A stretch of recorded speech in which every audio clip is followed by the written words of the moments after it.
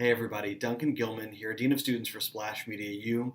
You may have noticed if you're active on LinkedIn or if you're going through our LinkedIn course that LinkedIn has changed its layout in the last 2 months or so.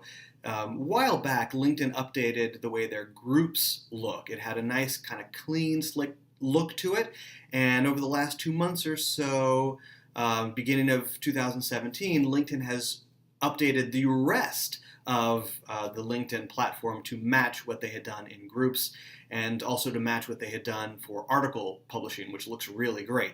Now, unfortunately, that means that we have to update our entire LinkedIn course to match what you're seeing online so that you have a seamless student experience. A lot of the classes in our groups section, fortunately, because they did groups first, already match, but we have to go in and update the rest of the LinkedIn course now. So until we have a chance to do that, I want to make sure that you're seeing as accurate as possible the information represented on our school program. So to do that, I've created a LinkedIn tour. I'm going to take you on a little overview tour of the LinkedIn updates and give you some of those right now in this video so that you have those as you go through the LinkedIn course. You can kind of reconcile what you're seeing in the school with what you're seeing online. So I'm going to go ahead and switch the screen over to LinkedIn itself and walk you through some of those now.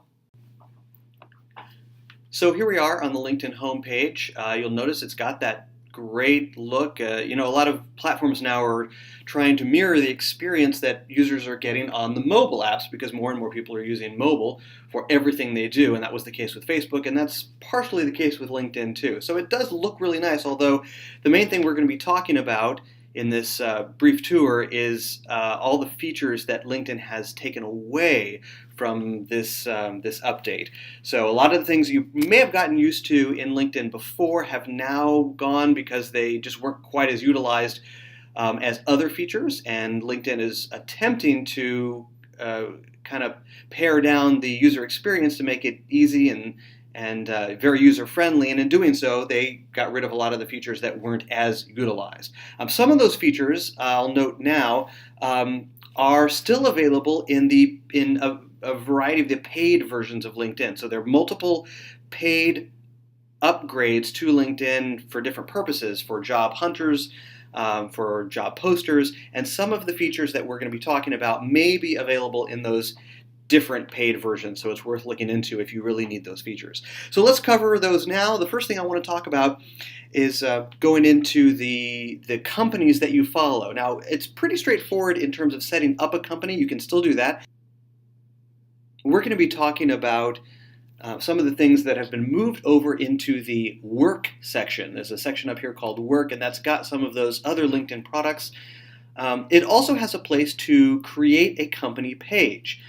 This is moved from its previous location. It's here. Now, if you're wondering where to find the company pages that you follow, not the ones that you manage, but the ones that you follow, you can get to those through your own profile. This is a different location as before. So we're going to click on your own profile, scroll all the way to the bottom, and at the bottom of your profile there's a section called Interests.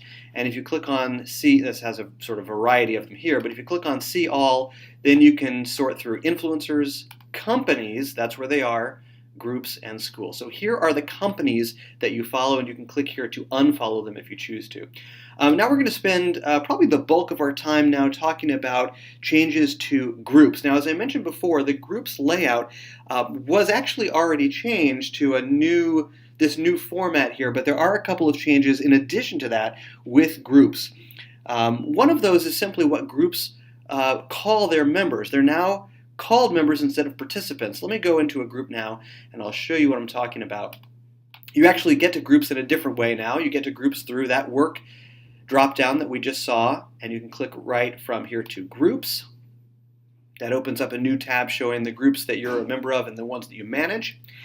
And I'm going to go ahead and show you one of the groups that I manage. If you go to My Groups, there are a couple ways to get here, but if you go to My Groups, I'm clicking on one that I manage up here at the top. Groups that I manage, you see that first section. Social media training is one of those. And you click on Manage. Now this is one of those few instances that actually does take you back to possibly the familiar looking LinkedIn layout. Ironically that it's in Groups, since Groups was the first thing to change. But here is where you might see a couple of differences. One of those is that participants are now called members. Another one of those is that settings is very pared down. So if you click on settings, you basically just see these choices for standard and unlisted. This is very different from the group settings that you had previously, which included things like a promotions tab, a jobs tab. Those are gone now, as well as group analytics. You can see some basic group information, but the more advanced group analytics, those are all gone. If you manage a company page, they have great analytics. So I certainly recommend, if your company has a page, check out those. If you don't have a company page, certainly set one up, and you can take advantage of all the analytics there, where you can find out all the demographics and information about your company followers. So we're actually going to move on. That actually covered Groups pretty quickly, and we're going to move on to some information about the individual connections that you have.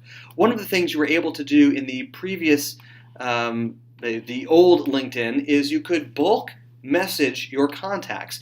You're not able to do that now, although you still can download your contacts. You can export them and message them in some other way outside of LinkedIn. You cannot bulk message them within LinkedIn. However, you can include multiple people on an individual message. So, for example, I can compose a new message here and include multiple people. So I can include Jonathan, I can include Pete there. So I can include multiple people here, I think up to 50 on an individual message, even though I can't bulk message all of my connections or message them through a filter in Search. And speaking of Search, that's a great thing to cover next. Search is still pretty handy in LinkedIn. The advanced search is still available. It's not quite as extensive as it was before, but you still have some great filters over here on the right, where you can filter by degree of connection, you can filter by location, you can filter by companies, industries. So still some great filters even for the free LinkedIn. Again, that's one of those features that's a little bit more robust in one of the paid LinkedIn versions, but still have some great advanced search filters here in just the regular free LinkedIn. A couple more things I wanted to cover. One of the things that I was probably saddest to see go was the individual customizable information you can see on your connections on a connection by connection basis. So previously what you could do is actually create a note or a reminder or a tag on an individual connection, and you could see how you met them. You could set up a reminder for how often you want to connect with that person or reconnect with that person, reach out to that person, and those are no longer available when you look at the connection view. So let me just take a look. I'll show you a sample connection here. So we'll take a look at Michael, and I can see his basic contact info, because I don't know if I don't need to show it to you here, of course, but I can see his basic contact info as a connection, but I cannot add information to my view of his profile. I can't add a note, I can't set a reminder, and I can't add a tag. So I guess in the long run, those were things that LinkedIn users weren't using as much, which I understand if that's a feature that is not as popular, but it is one that was so great to be able to organize your LinkedIn contacts, but not available anymore, sadly. The last thing I want to cover is the share on LinkedIn. LinkedIn used to have a LinkedIn bookmarklet that you can include in your browser, and this was developed by LinkedIn, and you could share an article directly from LinkedIn. Now, it is possible that there are third-party apps that are available that serve that same purpose. What I recommend doing in the interim is and it'll pop up in a second here, there it is, Hootsuite is probably the way I'd recommend going, or Buffer. There are lots of publisher apps out there, and what I'd probably recommend doing is just having that set up in your browser, and I have both of them here. here's Buffer, and here's Hootsuite. And so when I come across an article I want to share on LinkedIn, I can just click one of those and share it right from the third-party publisher.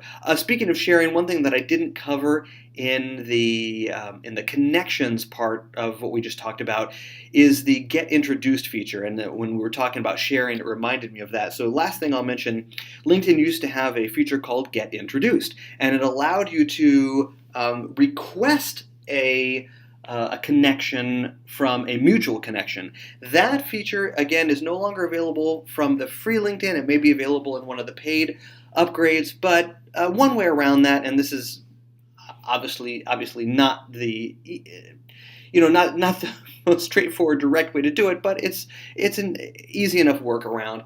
One way to do that, accomplish the same thing, is to share an individual profile, and you can do that by going to that person's profile. And let me look.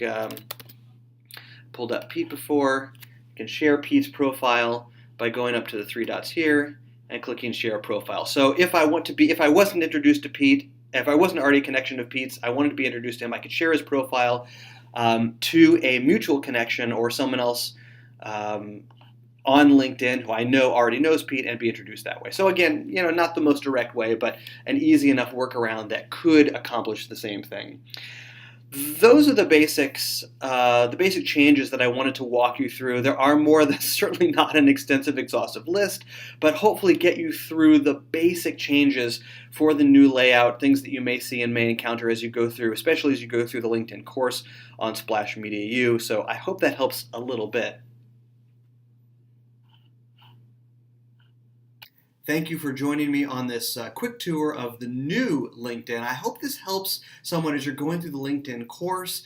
Please, as always, if you have any questions, feel free to reach out to me through the phone number on the website or through the support email. Always open to your questions. We want to make that transition from the old LinkedIn to the new LinkedIn as easy as it possibly can be. Take care. Talk to you soon.